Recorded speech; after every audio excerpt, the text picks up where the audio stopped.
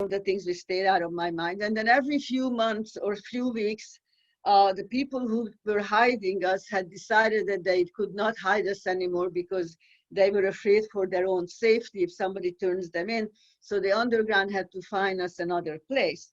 And at that point, the three of us were taken out at night with my little friends and my mouth covered so we won't make any sound.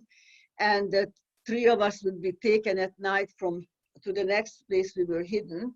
We always had to sort of hide between the doors on the street to see nobody will see us until we got to the place where we were taken. At one of the points we were actually found, and I remember separating my mother and the two of us little girls, and the two of us were put on one truck and my mother was put on another truck. And this was the first time I was away from my mother for a long time, or anybody whom I knew.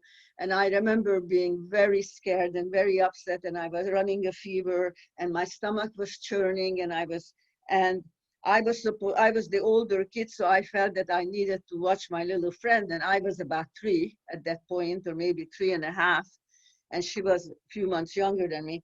And I remember sitting in the truck with a lot of kids. They were all crying, and everybody was dirty and smelly and scared. And I saw that in the side of the truck, which had those planks of woods, I was so sure that I could only see under the very lowest one. And I saw 4 men dressed in SS uniform with guns on their shoulder following the truck. By this time, all my experiences with anybody in uniform were very scary. So I started to whimper inside, and and I was already scared, and my stomach was upset. Plus, and I remember, and then I saw 2 of the 4 men climb on the truck when they caught up with the truck with the horses and looked through the children's faces. And I was trying to drag my little friend more and more into the corner of the truck to hide. And then they found us, and they dragged us to the edge of the truck, and they threw us into the arm of the other 2 men who were on horseback, dressed in SS uniform. And I remember being so upset and so scared that I completely lost I couldn't have any control of my body, and I both threw up and sold myself. And I remember the feeling of shame and self-hatred, because not only that I couldn't take care of my little friend who I should have watched, but I made a mess out of myself. And I was sobbing in the arm of the SS, and I did not, but they didn't pay any attention to me. And I remember they drove for a while, and they stopped, and they got off the horse and took me down off the horse, and there was my mother. Apparently these 4 men were not SS, they were part of the underground, dressed as SS. And I remember the greatest thing happened that night. I had my first bath in, I don't know, 2 years or a year and a half. I remember sitting in a little wooden tub and being washed with the hot water going over me. And it felt like the hot water is going to wash away all the unhappiness and pain and hunger and dirt in my life.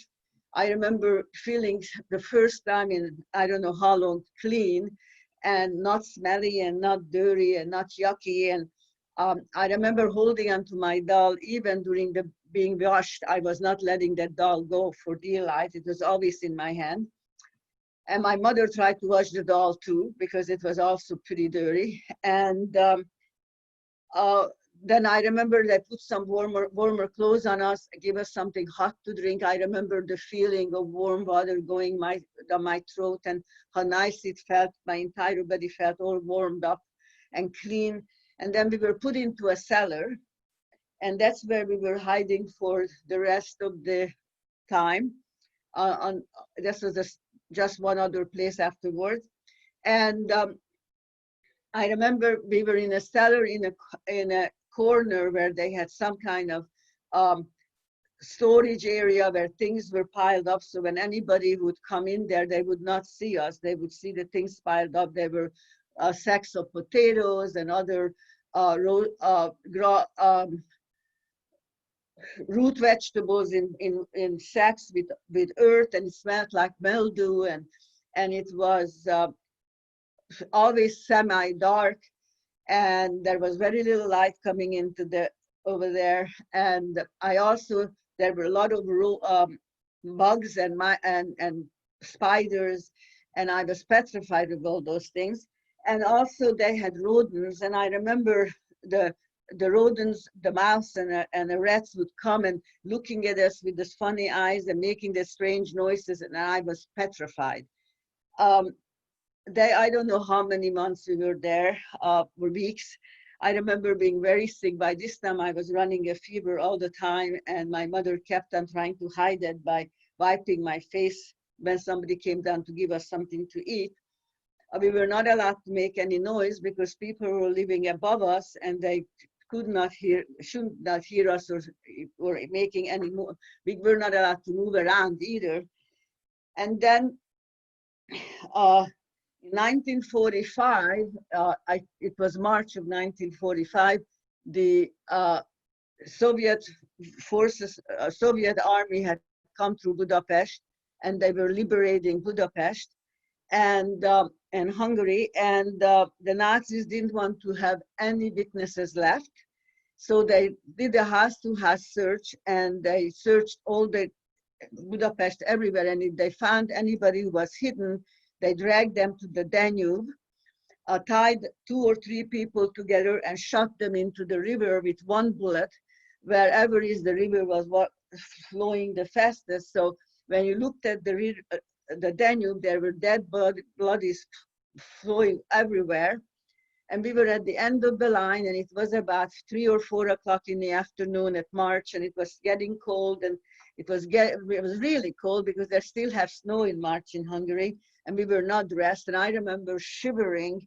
My little friend and I, her name was Wally, and I were shivering, and my mom told us to cover our eyes and put our fingers into our ear because she said we won't be so cold, but she really wanted it so for us not to see what was happening to us, front of us, because each of the 2 or 3 people they tied together and shot them into the Danube, when you could hear them begging and pleading and crying, and then you heard the people, the thud in the water, and then you heard those people who were not shot,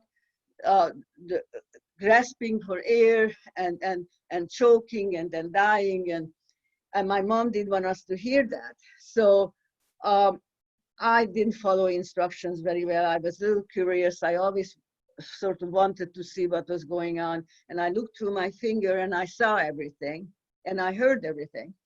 And then I remember it was so cold that I started to feel that my body was freezing. I had no more feelings anywhere.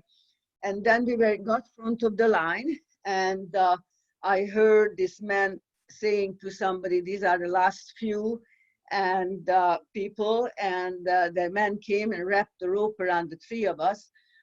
My little friend and I were so short. My mother was only 4.5 foot, so she wasn't very tall, but we were so short that as the rope went around my mother's body, the rope hit our necks, and my hand was up on my face still the strike was, I was acting like I was following my mother's orders.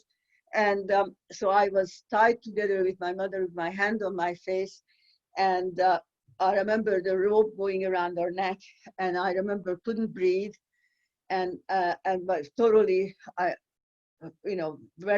was very uncomfortable and hurting. But I also, by this time, knew that I wasn't allowed to make any sounds because we were going to get into more trouble. And then all of a sudden, I heard this voice telling my mom, "You dirty Jew, I know who you are. You lived in the same apartment as I did before the war started. And I will probably need somebody to testify that I saved a life because the Russians are in the country already. If you promise to testify for me after the war is over, I will not shoot to kill." My mother, of course, agreed.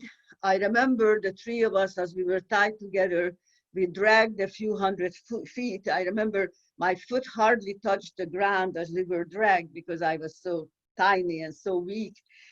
And then I heard the guns being fired, and I remember falling into the water. I don't know if we were pushed or because my mother was shot, but not to kill her, but just to graze her. and from the impact of that, but we fell into the water. But we didn't fall where the water was rushing. It was at the edge of the river where there were some tree roots and some other growth. So we fell into the marshy part of the river. And I remember my mother was wiggling so the three of us faces would not be in the water. And it was so cold that I literally didn't feel my body or anything. It felt like everything was frozen. I mean, I had no feeling in my body. And then I don't know how long we were there. Maybe we were there an hour. I don't know, but it was dark when this man came back and pulled us out of the water and cut the rope and told my mom that don't forget, you will hear from us. And my mom and I and my little friend Wally had left from there. We found a place where we could hide. Somebody apparently told my mom in advance some places where they would put us up in case if we needed it. And we went to a home where there were other people, but at this time I was soaking wet and frozen and covered with this bloody, murky water, and my mother and my little friend too. And this time all three of us got a bath. I remember the two little girls were sitting in a tub, a small tub being washed and defrosted. I could feel first my feet feeling from the hot water, and then my knee had a sensation, and then my entire body was defrosted. And then we were put into some clothes and given some warm thing to drink. I think maybe it was a cup of soup or something, a broth. I remember feeling totally defrosted. And then we were taken into a room, and in the room there were a lot of other people. This is the first time we were hidden with other people in the same room or the same place, or the same hall. And there were mainly older men and older women. My mother was the youngest person in there, and there were no children. And I remember there must have been about 15 people in that small room.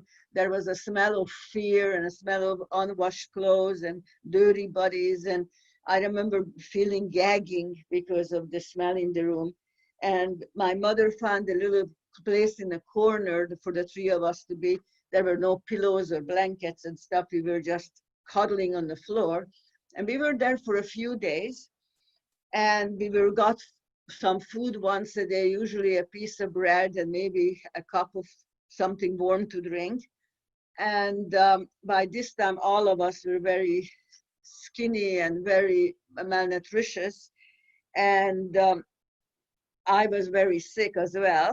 And one morning, around 4 o'clock or so, 5, I don't know what time it was, but anyway, one morning, I remember the door opened and there was 3 men at the doorway, the man whose house we were at, and 2 people who were uniforms with guns on them, on their shoulder. But I noticed that the uniform was khaki, not black.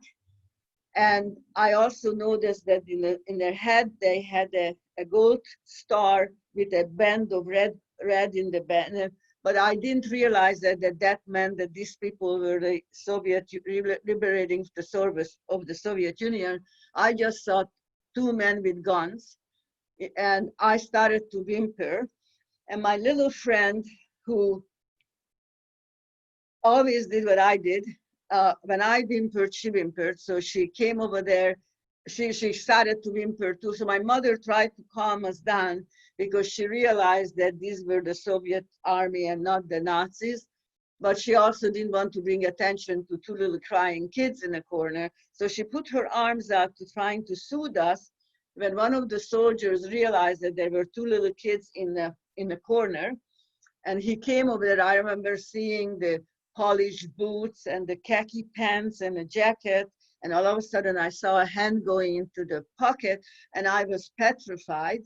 And I remember just the shaking from fear. And then I saw something coming out of his pocket. I remember he broke it into half and shoved it into the 2 of us mouth. It was a piece of chocolate. I never tasted anything better in my life. I stopped crying immediately, and I remember just enjoying the sensation of chocolate in my mouth. Then this man walked up to the window and said, we no longer have to be sitting in the dark. And I remember they pulled up the window covers, which like was black paper on the windows. And the first time in 2 years or so, the sunlight hit my face. I remember it was difficult to open my eyes and see the sun because I haven't seen any sun for a long time or anything light. We were always moved about in the dark, and everywhere we were, it was dark. It was never light. And I remember it took for a while for my eyes to get used to the light. And I remember seeing those little rings going around. And all of a sudden I opened my eyes and actually seeing the light. I remember feeling this incredible emotion of sunlight. I haven't seen anything. It was such a new thing to me. And we were told by the man whose house we were at that the Soviet army is going house to house and liberating Budapest. It may be a couple of weeks before we can actually leave the building, but we were now from now on, we'll be allowed to go 1 hour a day into the courtyard to breathe, and we no longer had to have the windows closed and covered, and we no longer have to be completely quiet. We can speak because the neighbors now cannot do anything about us being hidden. And I remember from that on, every day for like an hour, my mother took the two of us out, sitting in the courtyard. We were sitting on a little bench. Both were very weak and very sickly, so we were not playing. We were holding on to my dog, which by that time was completely raggedy. And but the whole idea of being able to be taken out and see the sunlight was such a big thing. And about a few weeks later, we were told that Budapest is liberated. We can go wherever we want to. The little girl, Wally, was adopted by the head of the underground, who had hiding us all this time because he found out that she has no family left. And my mother and I took a train and we went to my grandfather's estate in hope that we will find somebody who will be still living out of the family. But actually, my mother and one of her half-brothers are the only people who survived.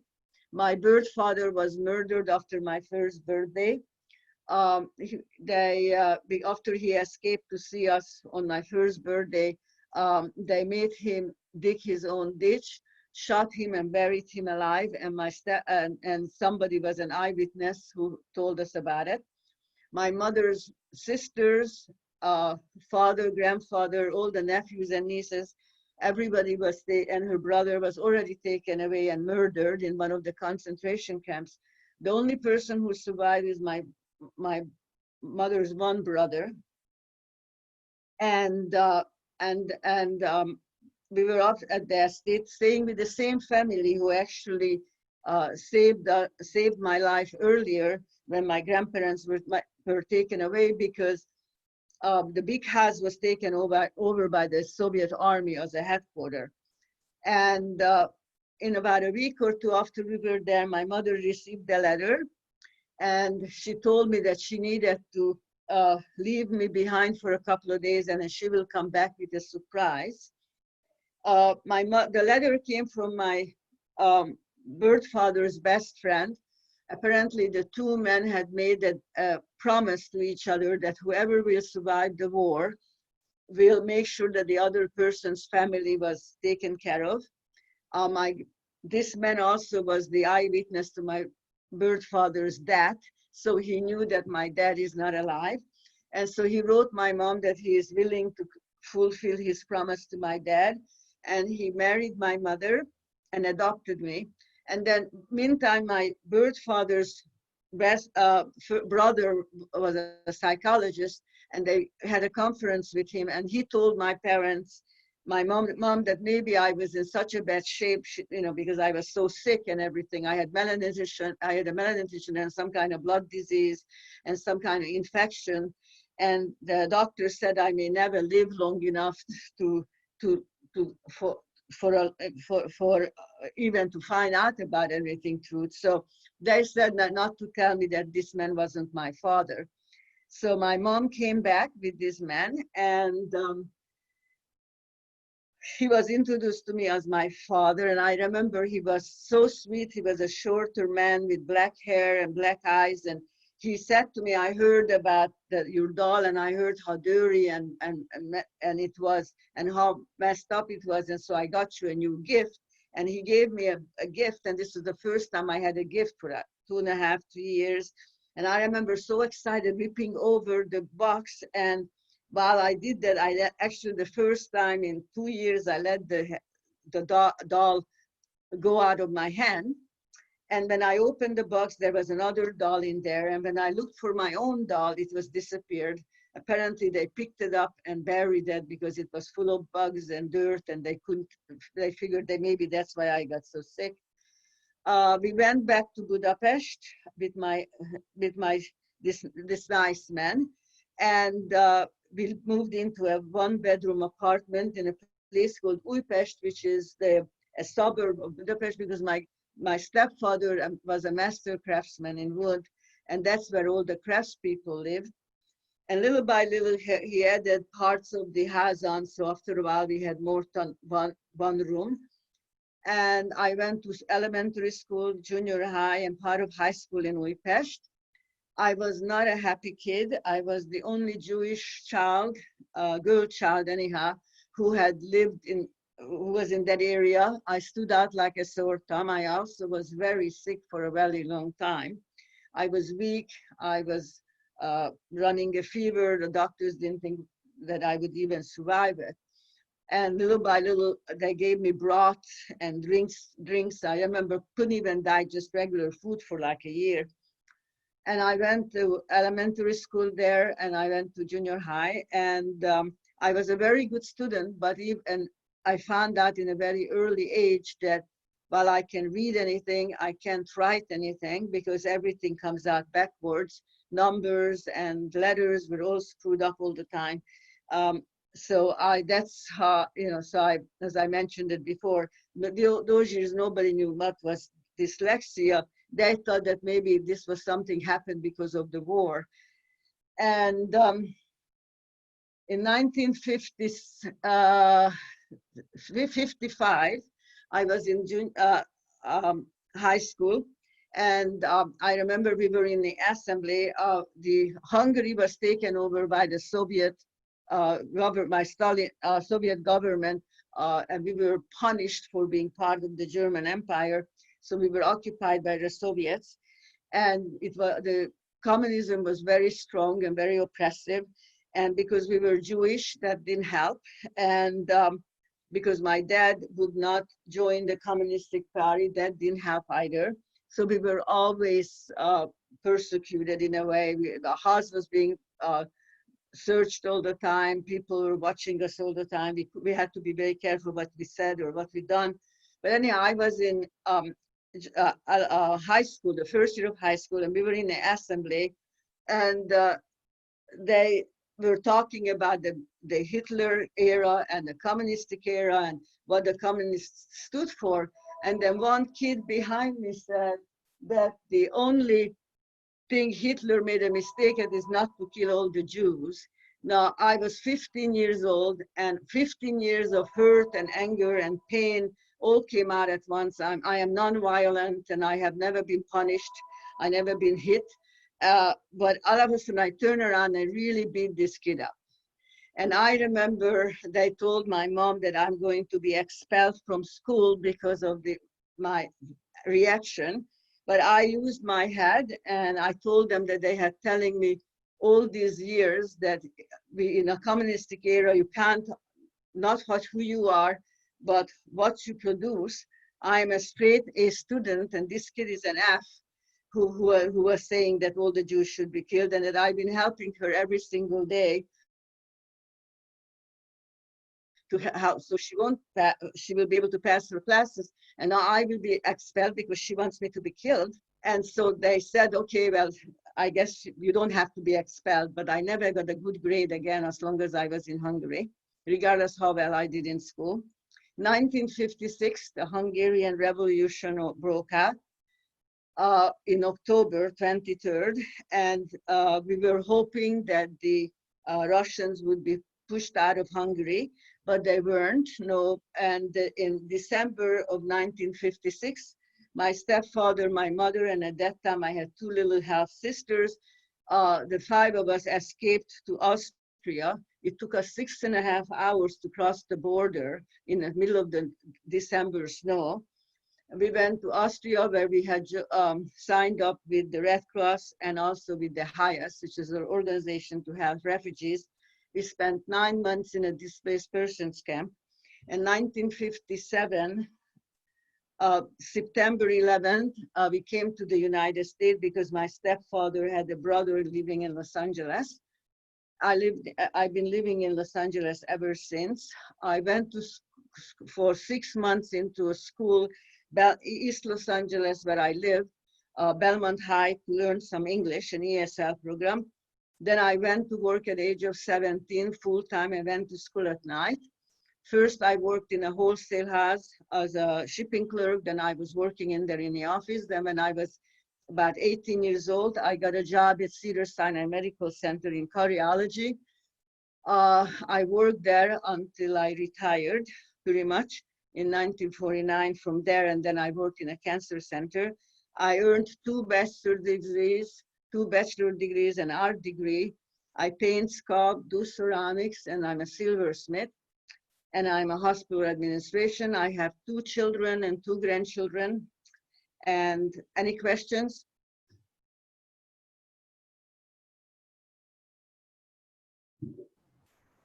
Oh, by the way, here is a picture of the scene in the Danube, next to the Danube. This is several thousand shoes representing all the people who was murdered there. So I will respond to any questions anybody has. Hey, well, thank you so much, Eva. Again, for those of you who... Was it okay? It was perfect. Thank you so much, Eva. As a reminder, all the attendees you can type in questions in the Q&A box, and looks like we have one question from Nicole, one of the students. She says, did you keep in touch with the little girl that you took care of? Thank you very much for the question. Actually, we were very close while I was living in Hungary. We were like sisters. She was, as mentioned, adopted by the man who had saved our lives during the Holocaust, the head of the underground. And but he became the head of the secret police in Hungary, and she lived a very, very privileged life. So whenever they went to a play, they took me with them. Went on vacation, they took me with them. And we were very close. And then I left Hungary when I was 16, but we kept on in touch. When I went back the first time to Hungary, it was when my son was 19 and my daughter was 17 in 1983. We spent a week with her. She came, and we were renewing our friendship then, but she died when she was 40 from cancer.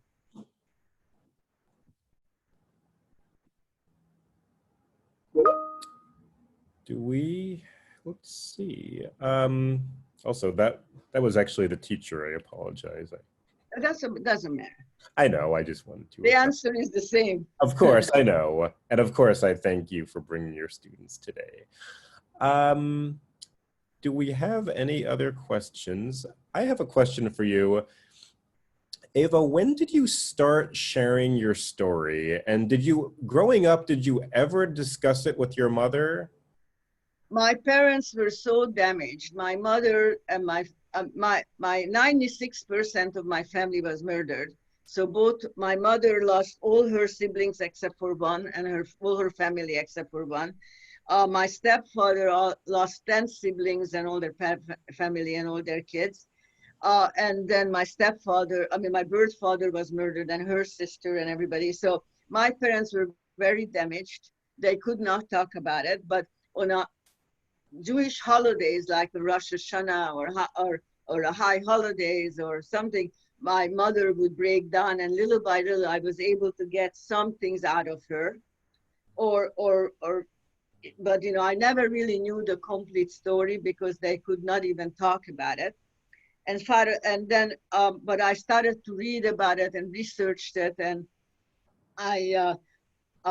so I found out about I also searched my mother's safe deposit box, and I found my birth certificate, and I discovered that it wasn't my father, the one who I thought was my father. So I asked them about it, and little by little I found out the story.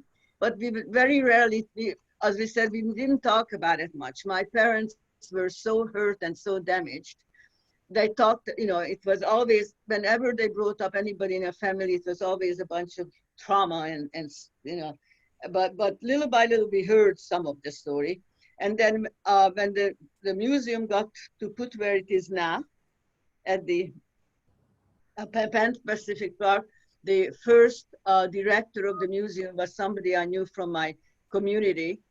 And she knew that I was a Holocaust survivor, and she asked if I was willing to participate in these talks. And by this time, I felt it was very important. And by this time, I had collected enough information that I felt that I was able to do it. And I've been doing it ever since then. And before that, I only talked at the Hebrew school of my community. I belong to a Jewish renewal. And once a year during the memorial of the Holocaust, they would ask me to come and talk about it. But basically, since the museum had moved to the Pan Pacific Park, since then I'm participating at a regular basis. Thank you. And for those of you who don't know, the Los Angeles Museum of the Holocaust is located in Pan Pacific Park, which in Los Angeles is right across the street from the Grove. We have been there since 2010, and now we're online. Of course, we'll be back in our building when it's safe, but in the meantime, we're happy to do our online programs, and we're always just so thankful for Eva, who comes regularly to share her story. We have a couple more questions. Honey, I have nothing better to do right now. After all of your life experience, what is a piece of advice or words of wisdom that you have for today's teenagers and young adults? Number one, you should never judge anybody what color they are, how do they call their God, what kind of background do they have, what do they wear. Judge everybody according to what kind of human beings they are, what kind of people they are. We are all the same, we all bleed the same way, we all feel the same. So we should respect all kinds of people from everywhere. I also think that if you see something wrong, you should stand up for it. You should not be just a bystander, because a lot of bad things happening when people just stand by and watch. I mean, millions of people were killed during the Holocaust, and even those people who were not sympathizers, nobody stood up, is what I'm saying. And they could have saved lives if they would have stood up. The other thing is, I think it's very important that you learn as much as you possibly can learn, because that is something nobody can take away from you. I have had to start all over several times in my life. All material things were gone, but the stuff I learned nobody could take away from me. So I think that's very important. And also, if you find yourself in a situation that you are hurt or angry, instead of taking it out on anybody, seek some help. I spent 20 years in and out of therapy just to be able to deal with all the hurt and the pain which I had growing up, to be able to be a completely functional human being. Is that an answer? Thank you very much for that answer. Another question we have is, can you describe, and it's a little bit of a personal question, but how you felt when you discovered that the man you thought was your father, your stepfather, was not actually your birth father? I was devastated. I was about 12 years old, and somebody who wanted to hurt my parents decided to announce it for other people while I was in earshot. And I remember going home and going through my mother's files, and that's when I found my birth certificate, and it was said that that the man who I thought was my father wasn't my father. And I remember I was totally devastated. And it took me a couple of days before I could even approach my mother, because I guess I didn't know what they're gonna tell me. And but then at that point when I told them, they explained it to me. And I remember the fear of everything else about me, maybe it wasn't true. I felt that if they had not told me such an important thing as who was my father, what else isn't? And I remember it took me couple of years to be able to reestablish the relationship I had with my parents after that. I felt so hurt of not being told the truth. I felt that I would have even loved my stepfather more to know that he done all that for me and I wasn't even his kid. But it took me a long time to completely recover for it. The pain was very difficult because all of a sudden, all the people who I trusted the most in the world had lied to me.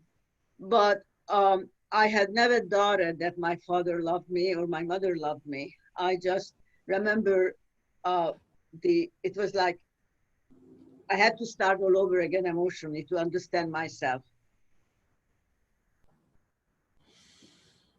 Thank you, Eva. And you have sisters who were born Yes, after the Holocaust. that's right. Two Can you, sisters. and I know that you're close with them. You've traveled back to Europe with them. Can you talk about your relationship with your sisters and how, what it's like to have siblings who were born after the Holocaust? Well, I am 9.5 years old, years older than one, and almost 14 years older than the other. They basically grew up in the United States because the one was 2 and one was 6 when we left Hungary.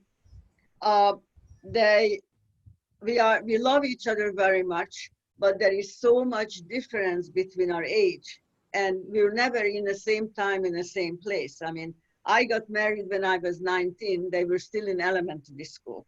Um, when I got divorced, they were just getting into junior high and high school. So their life was always in a different places. We are very, very close to we love each other very much. But one of my sisters just came to the museum like a couple of months before we closed down. That was the first time she was able to listen to the story because she was so worried about finding something out which all these things she didn't know. My other sister came about a year ago to listen to the story. Um, we we don't talk about the Holocaust much. We are spiritually involved in Judaism. We light the Friday night candle. We do observe some of the high holidays, but we're really not that religious. So it has not been that we had, do all that stuff together. When my mother lived, we would all of us get together Friday night and spend Friday night together. But since everybody had their own life, we see each other once a month, or a couple of, not that often.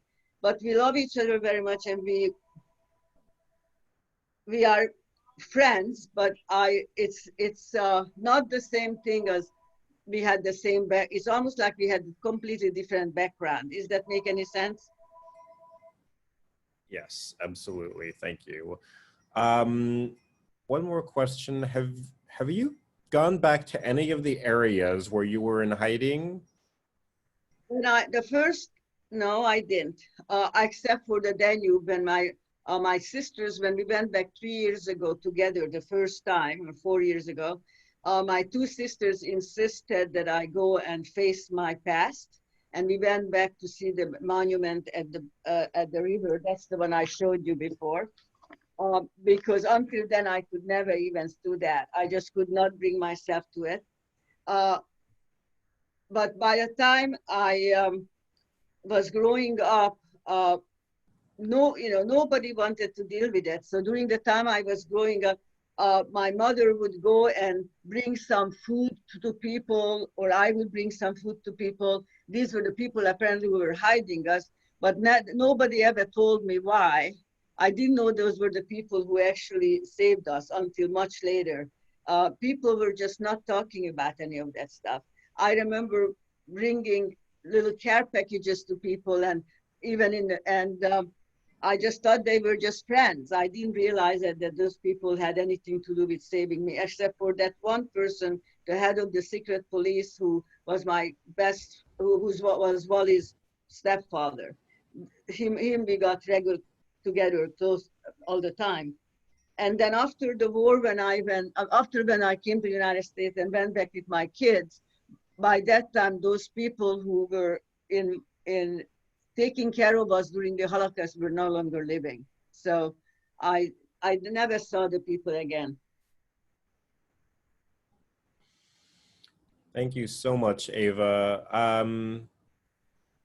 Do we have any other questions anybody would like to type into the chat box?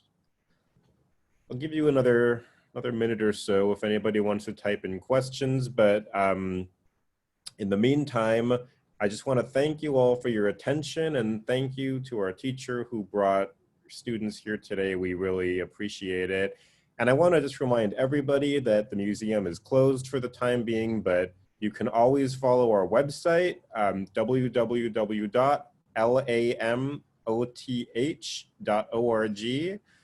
And you can follow all of our events that we have. We have a lot of virtual survivor talks, and we have all sorts of compelling educational programs. So please come visit our website. And when it's safe and we're open, feel free to come to the museum, and we'd love to have you. Eva, did you want to? And they are such a nice people in the museum, everybody.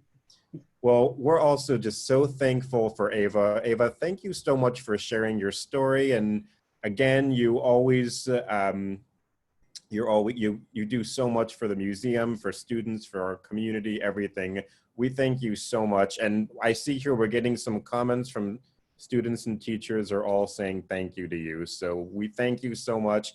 You can't see You're them, very but I know welcome anytime. yes. I know everyone's giving you a standing ovation, even if you can't see it. So thank you so much, Eva. We're so grateful for you. Thank you, Michael.